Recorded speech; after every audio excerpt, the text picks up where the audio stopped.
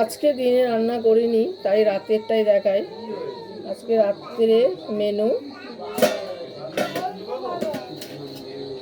গরম ভাত হয়েছে অল্প করে,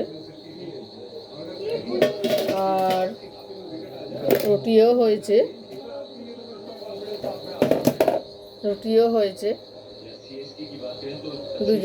দুজন খাবে।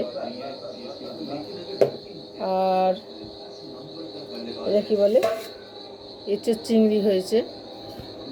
এই যে এঁচের চিংড়ি, দেখতেই পাচ্ছেন কত সুন্দর কালারটা হয়েছে। আর চিংড়ি মাছগুলো দেখতেই পাচ্ছেন, এই যে চিংড়ি দেখতেই পাচ্ছেন, এঁচের চিংড়ি হয়েছে। আর হয়েছে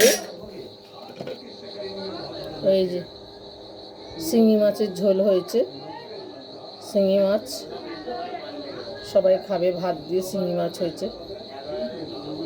আর কিছু হয়নি, আজ এইটুকুনি।